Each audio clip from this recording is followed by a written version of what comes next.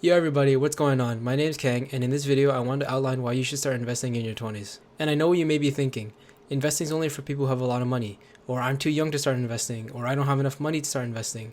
Hopefully in this video I can clear up some of those misconceptions and make the argument that you should be investing. I think it's safe to say that a lot of Canadians, especially young Canadians, are not really that great with their personal finance.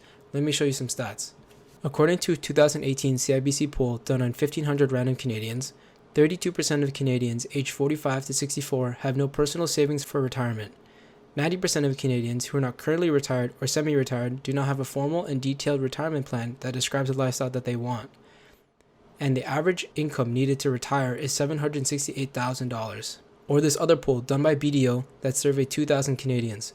In their poll, they found that 28% of Canadians were not on track, 32% were very far behind, and they also found that 8 in every 10 Canadians think that they will need to work longer than their parents in order to retire.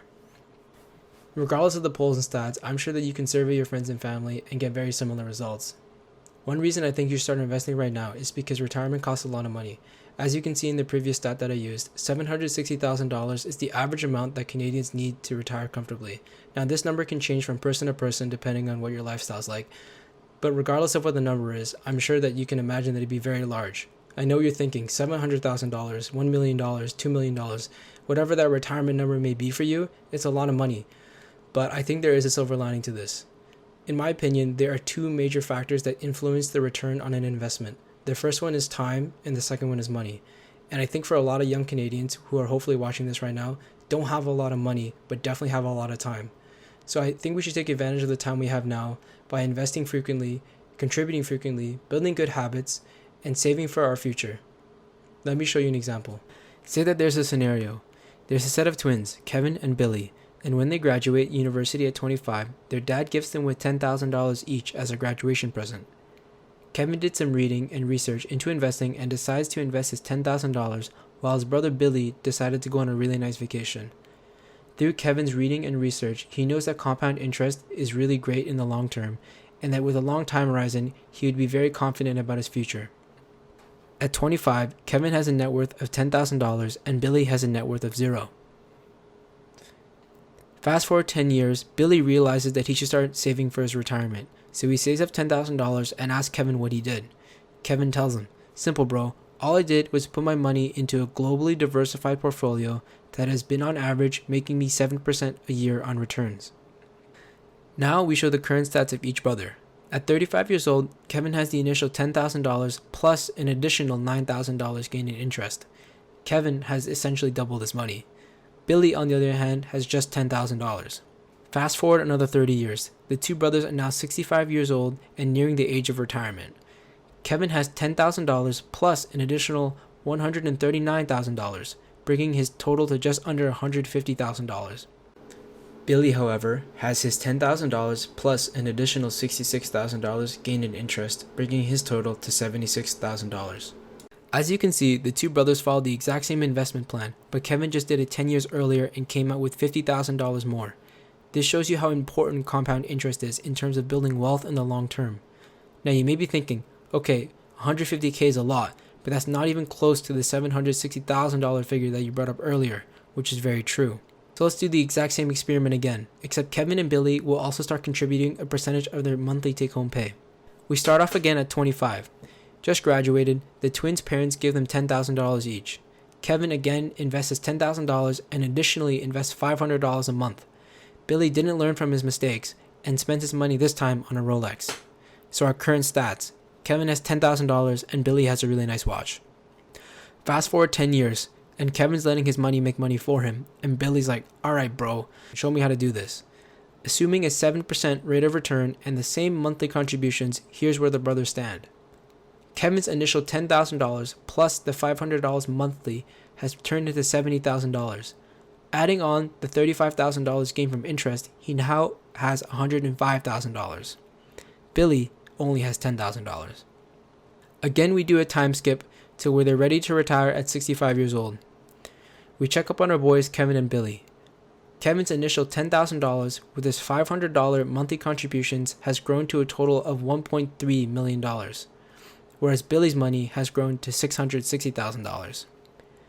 As you can see, Kevin has basically doubled the amount that Billy has just from investing 10 years earlier. But Billy's feeling the pressure and he says, you know what, run it back.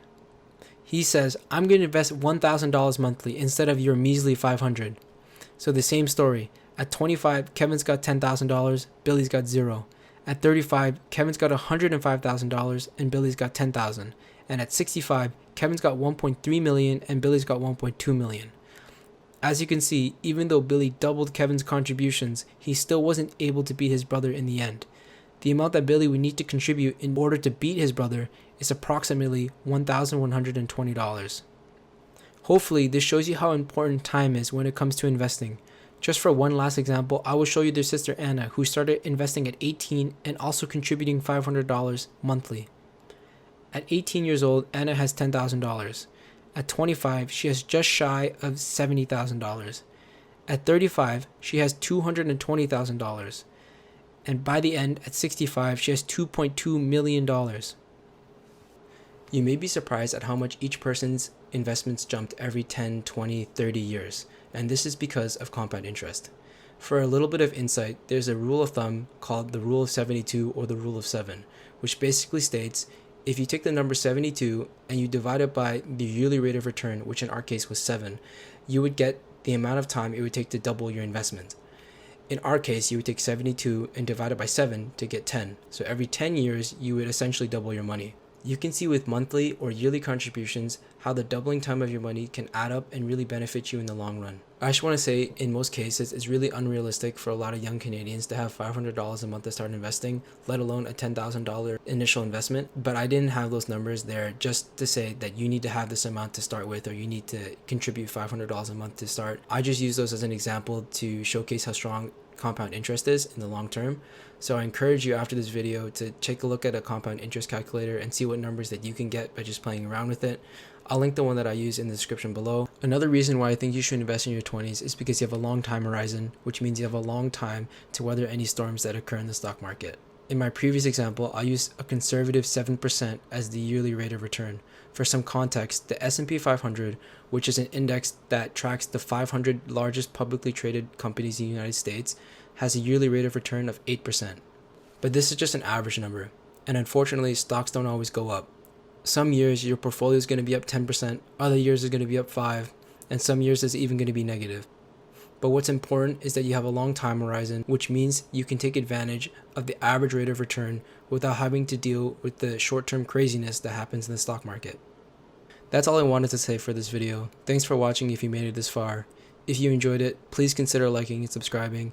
If you have any constructive criticism, ideas, or questions, please reach out to me in the comments or on Instagram. I'm here to learn as well. But other than that, thanks for watching. I'll see you guys in the next one. Later.